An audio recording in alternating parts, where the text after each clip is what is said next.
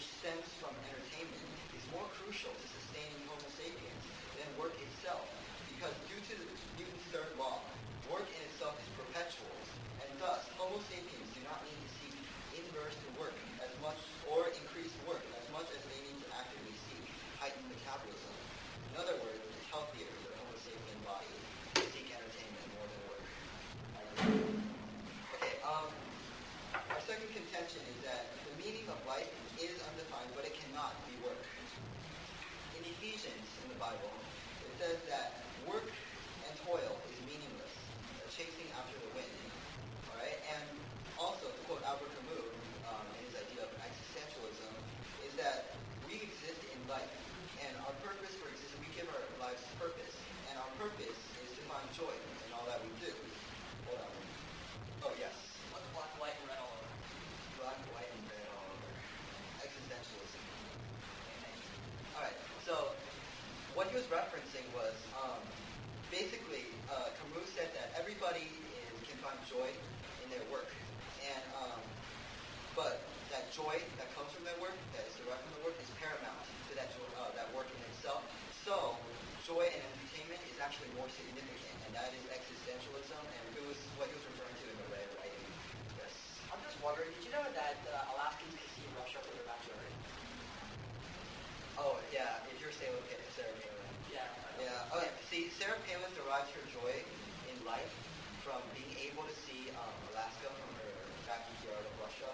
But anyways, it's healthier for Homo sapien body, number one, to seek entertainment more than work.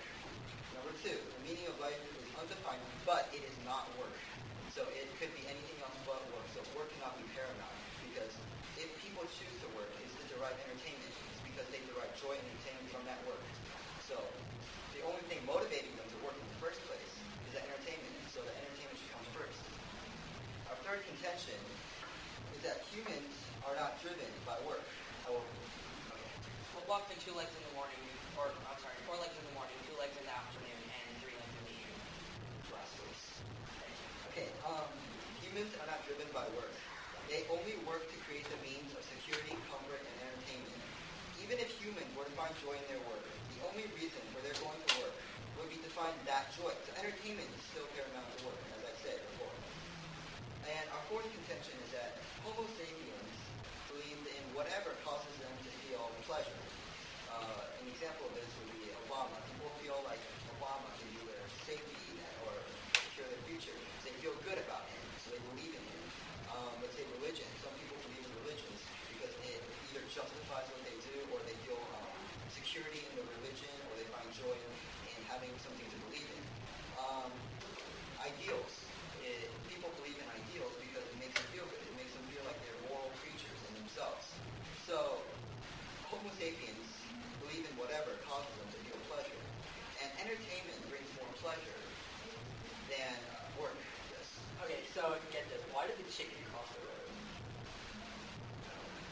Because he saw a penny in the middle of the street. Did you believe that? It's really ridiculous. I know. Yeah. So, Homo sapiens believe in work. No.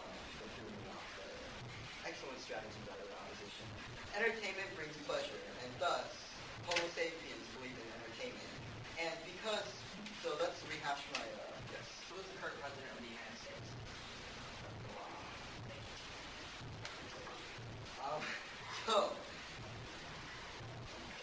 To rehash my four contentions, Homo sapiens require heightened metabolism to undergo anabolic and catabolic reactions. In other words, it's healthier.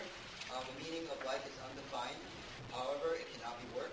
Third contention, humans are not driven by work, and thus entertainment is paramount. And last contention is Homo sapiens believe in whatever causes them to feel pleasure.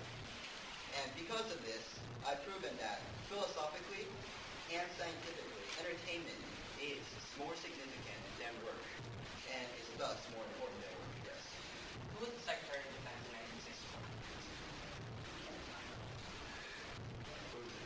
1964? No, I'd like to see this again. Okay, so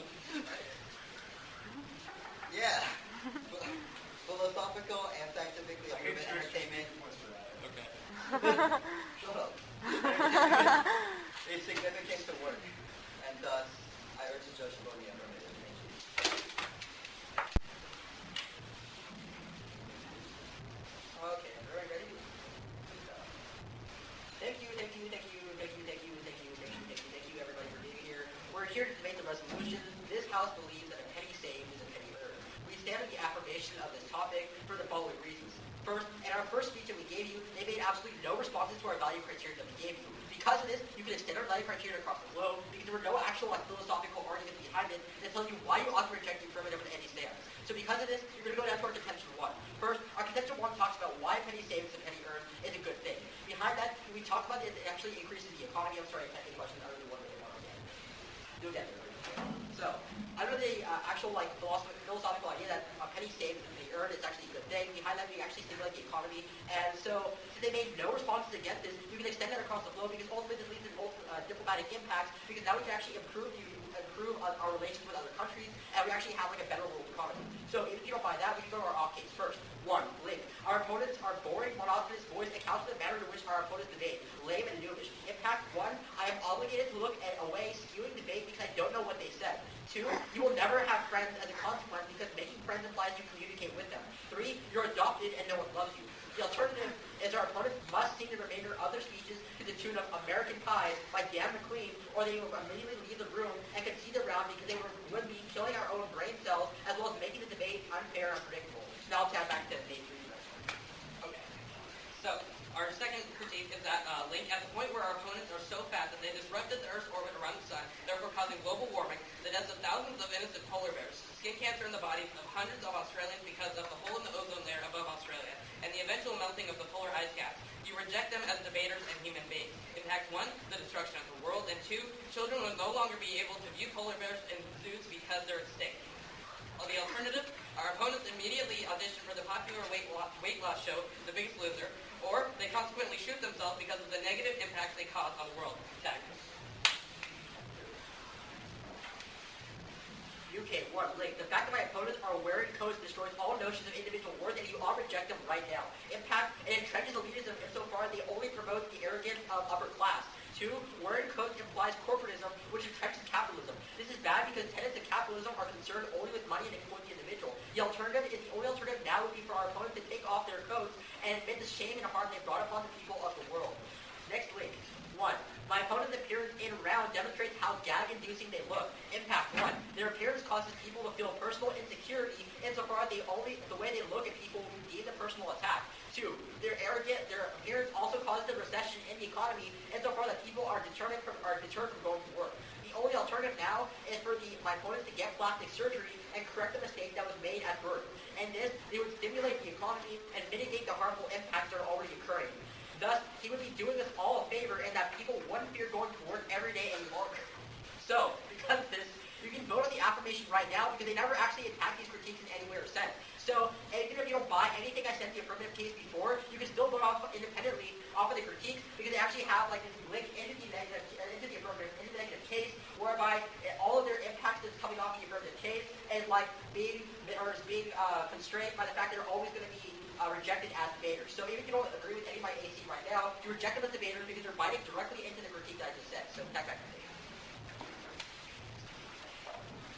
So basically, they can't make any new arguments against our case, seeing as how they never refuted it. So all of our points were true. You silence is concedence. Any points they make against our case would not count because you cannot make new arguments in parliamentary debate. For all these reasons, you vote affirmative.